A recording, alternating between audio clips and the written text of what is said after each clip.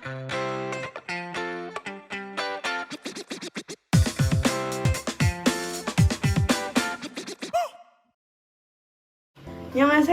Alira입니다.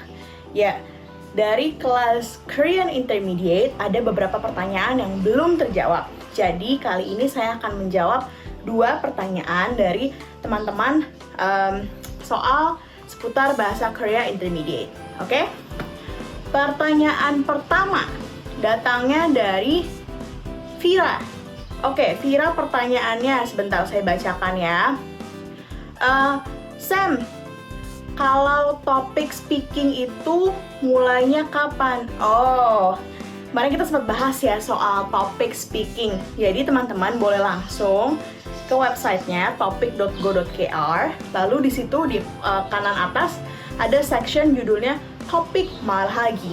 Oke, di situ tuh dijelaskan, meskipun dalam bahasa Korea sih ya, mengenai pelaksanaan topik speaking yang baru.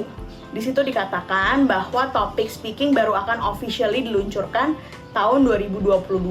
Waktu ujiannya cukup singkat dan pertanyaannya juga nggak terlalu banyak. Dan hasilnya nanti dari hasil speaking teman-teman, hasilnya akan dibagi jadi level 1 sampai level 6 berdasarkan kefasihan teman-teman dalam menjawab pertanyaan yang diberikan. Kalau teman-teman pernah tahu TOEIC speaking, kurang lebih topik speaking mirip-mirip seperti TOEIC speaking gitu ya. Cuman masih belum ada officialnya, masih 2022 akhir. Jadi kita masih harus menunggu untuk topik speaking ini bagaimana sih teknisnya dan pelaksanaannya yang lebih lengkap lagi. Semoga menjawab ya. Kalau penasaran jangan lupa ke websitenya. Oke, pertanyaan kedua datangnya dari Anti. Oke, Anti, pertanyaannya adalah, Sam, kalau nulis dalam topik, ending atau akhiran yang digunakan itu seperti apa? Oh, aku asumsikan kalau topik yang ada writing-nya itu berarti topik 2 ya, yang hasilnya dibagi jadi level 3 sampai level 6. Nah, kalau di topik ada section writing sendiri yang bobotnya itu 100, maksimum skornya 100, lalu nanti digabungin maksimumnya jadi sepertiga kan, karena gabungan dari writing, reading, sama listening.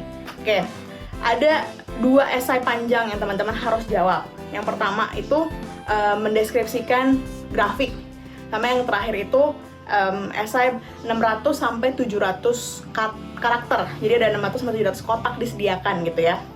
Itu paling tepat pakai endingannya yang bentuk dasar. Jadi ida, goshida, handa, handa, ida, terus gata, wata misalnya kalau past tense-nya ya. Terus apalagi? Jadi harus dasar seperti itu. Tidak boleh atau tidak tepat kalau pakainya senida, imnida gitu. Oke? Dan kurang tepat juga kalau misalnya pakai endingnya note yang bonesen, gata, wasen, im kayak gitu. Jadi paling tepatnya tadi ya pakai bentuk dasar. Oke. Ini yang harus diperhatikan bukan hanya ending loh, tapi juga tiosegi atau spacing.